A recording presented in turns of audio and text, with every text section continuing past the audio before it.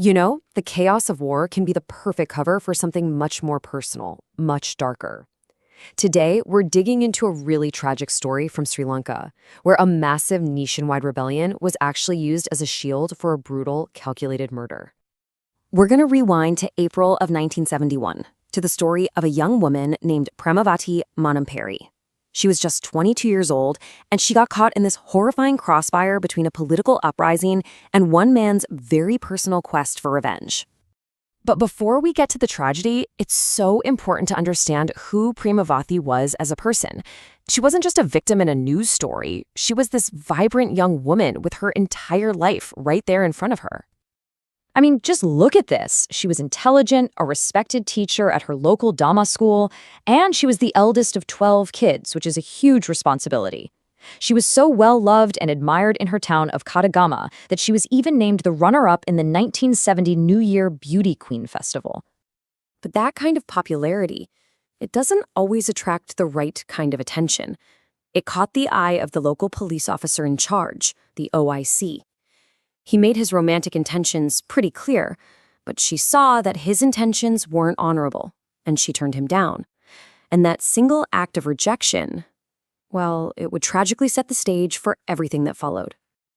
And then, in April of 1971, everything changed. Sri Lanka was suddenly thrown into chaos by the JVP insurrection, which was a big leftist uprising. And that chaos quickly spread, reaching even the small, remote town of Katergama. Okay, this timeline shows you just how fast a personal grudge turned into official action. So for about 10 days, rebels are in control of the town. The police, including that OIC who Premavathi rejected, they've all fled. But the moment the army rolls in to restore order, that same OIC comes right back. And what's his very first move? Just 4 hours later, he's at Premavathi's house, putting her under arrest. So let's be crystal clear here. This arrest had absolutely nothing to do with the rebellion. It was pure retaliation, and the total chaos of the insurrection gave that OIC the perfect excuse he needed. This right here, this was the lie that sealed her fate. On one hand, you have the reality, a spurned officer with a personal vendetta.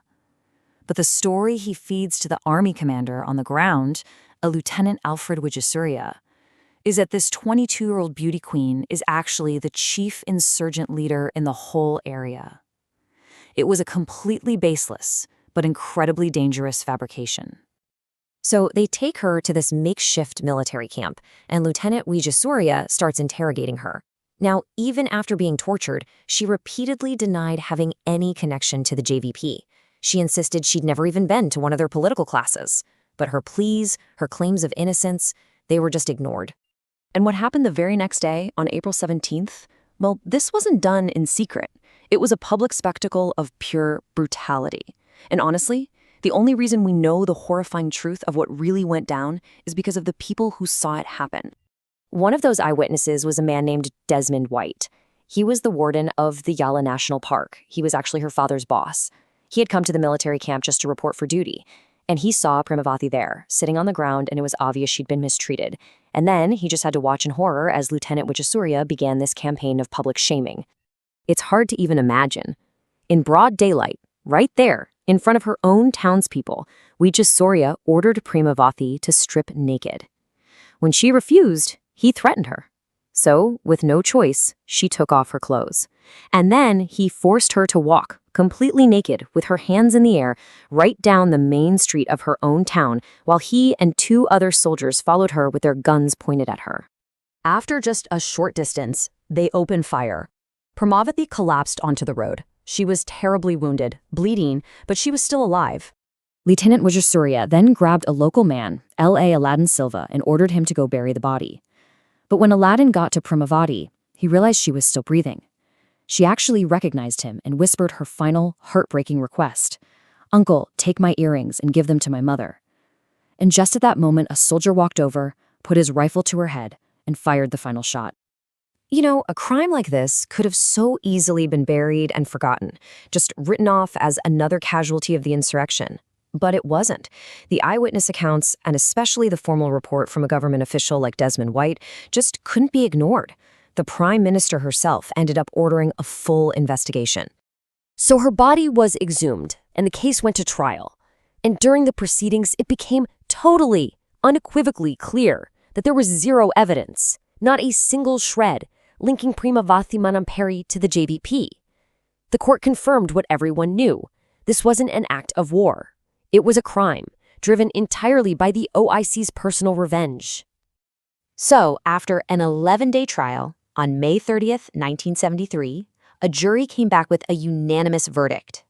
Lieutenant Alfred Wijayasuriya, the man who gave the orders, and Sergeant Amaradasa Ratnayake, one of the soldiers who fired the shots, were both found guilty and sentenced to 16 years of hard labor.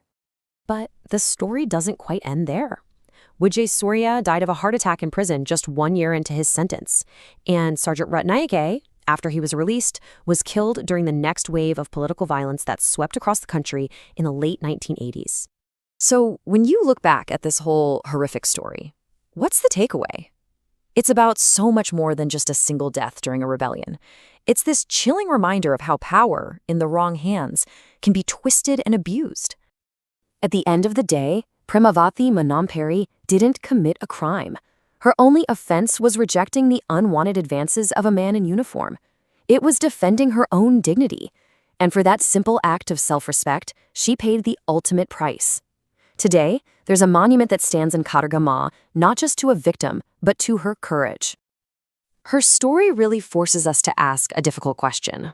In times of conflict, how many people labeled enemies of the state are actually just victims of personal vendettas? It just highlights how incredibly important it is to seek justice for every single individual, to make sure that the fog of war is never, ever allowed to become a shield for murder.